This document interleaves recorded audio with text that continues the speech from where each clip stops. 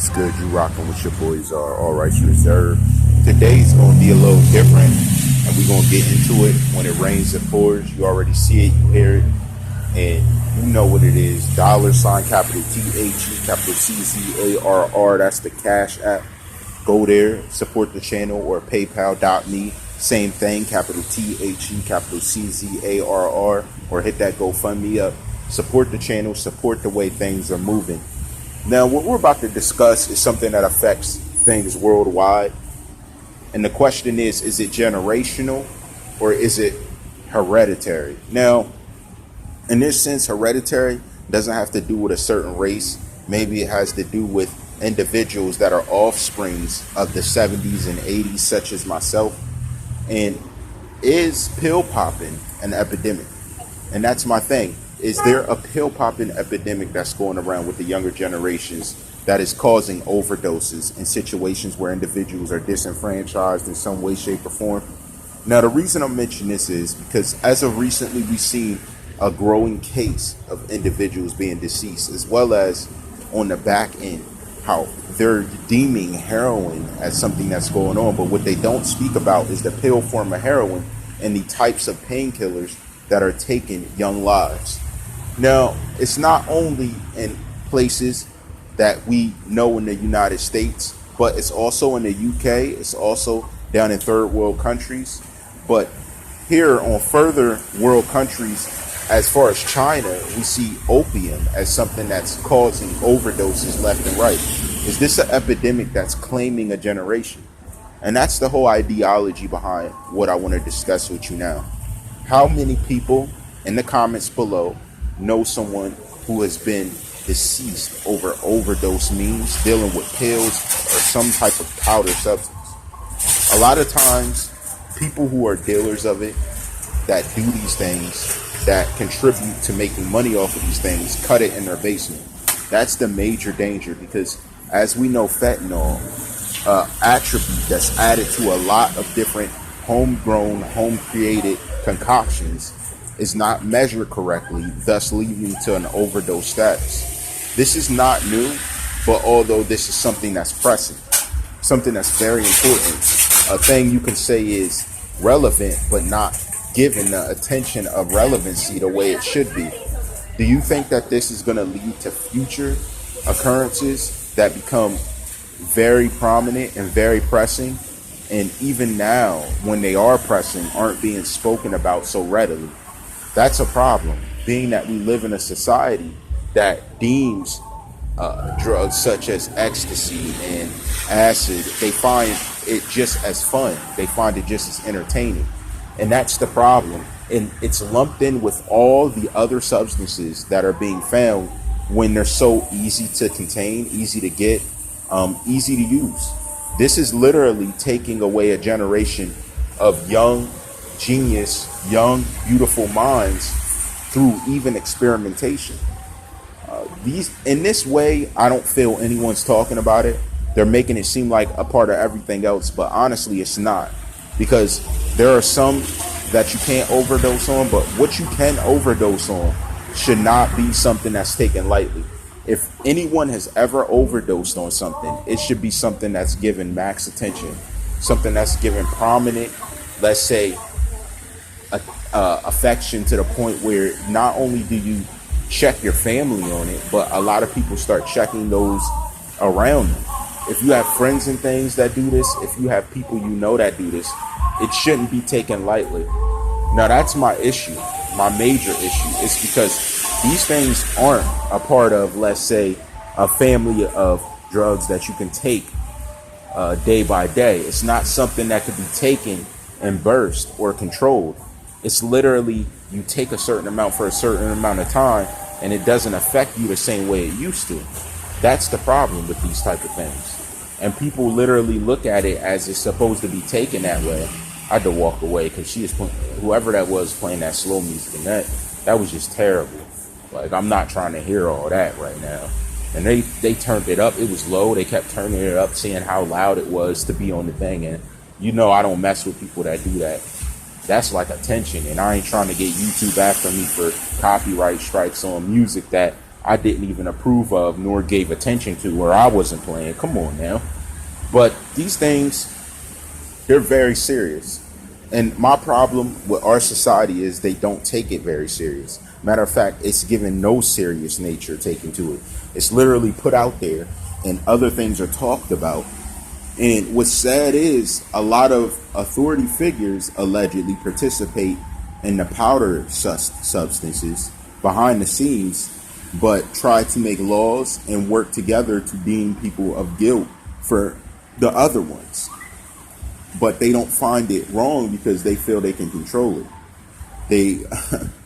They don't have any way that authoritative means is tested on this, not weekly, which they should be because they walk around with a gun.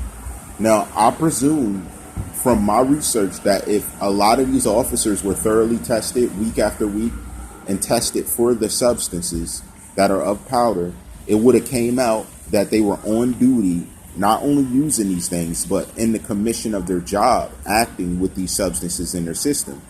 And that's the problem. When you become the law, you're deemed to be in control and you're given full manner of action, full manner of mind, and there's no type of relevance put to the fact that you may be acting under a substance. And that's what my problem is. It's that they don't pay attention to those who are controlling the law, upholding the law, but they put more prevalence on people they consider entitled criminals. The fact that you can title someone a criminal because of their past and because of stuff you presume them to do or areas they live in was the biggest mistake of the modern system, because it allowed for true criminals to slip through the cracks. Now, when they're not a criminal or they don't have a criminal background or nothing of relevance, or they're hunting criminals, they literally just call it having fun. That's as simple as that. You see, because even alcohol can become a drug if you have a drunk that can't show up to work without drinking alcohol first. These are very pressing matters that are looked past. But pill popping has become something so normal that anyone can be involved in it and know when to stop in order to prevent any type of examination into a lawful means, especially the law. And they get passes because they have relationships with people on the inside. This is normal.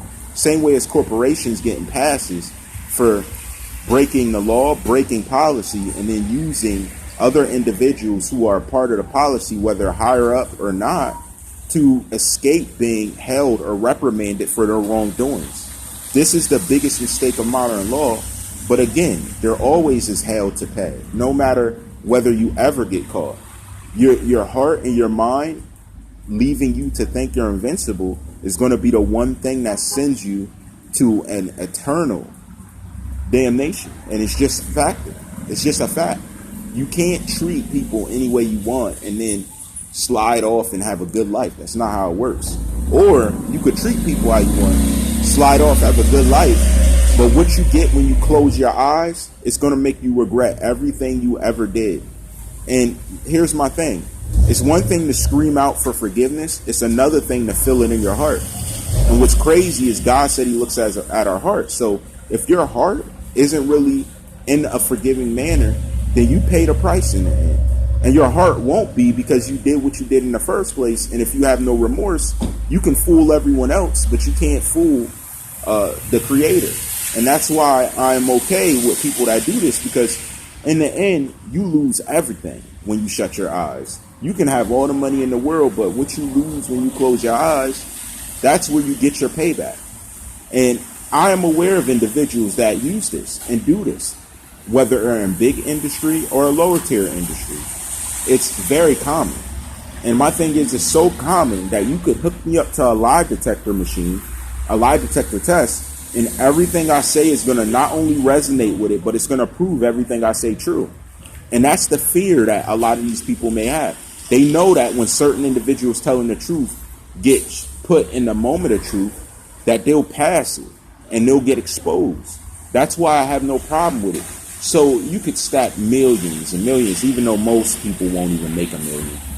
But my whole point is that everybody stands for the choices they make. So what's good for the moment may not be good for the long run. Are we dealing with a generation that's being pushed into a bad situation in the moment that's going to destroy them in the long run? Are we okay with this? Because your very children that you teach these different things, see, the karma is, or let's say the judgment is, that off of what you've done in life literally dampens a cloud over the kid's head forever. And it's not people acting a certain way, it's them getting the payback for what you never got the payback for. And that is why these situations and sometimes these symptoms don't really bring remorse into your soul, because you played your life for what seemed right in order to hurt someone else, but you never looked at how it would affect the value of your soul in the long run or when the end comes. And that's my issue. Everyone who has children they know of may be in this situation, or may have some type of passion for someone who they know may be facing these type of issues. It's vitally important that you make decisions now to inspire and empower these souls so that they don't become part of the future generation that's lost, or to make certain decisions so they don't act in your behalf. Playing nice and acting nice is even worse, because what you do hidden and what you do behind the scenes will become the very entity of what you create. That's why being earnest and being real are some of the most prominent things you can do. When you're not earnest and real and not honest to yourself about what's important, that's how you destroy yourself. You don't give room for yourself to grow. You give no ability for yourself to become a better person. And you just overall dampen the future that you would have never had to deal with had you have been truthful, had you have been a different person. And that's why ultimately being sorry in the end doesn't cut it. So no matter what, when you've done to affect yourself, you can grow from it. When you've done to affect someone else, you pay for it in more ways than one, in so many ways that there's no way to get back. Like there's no way for you to get back to where you need to be. And that's the problem. That's why most people don't end up making the decisions that are relevant to get them to the place they need to be. But me saying that needs to help you think and see that even if I messed up, I need to make a change somewhere. And I'm giving that shout out to everybody. You know how I rock. All rights reserved.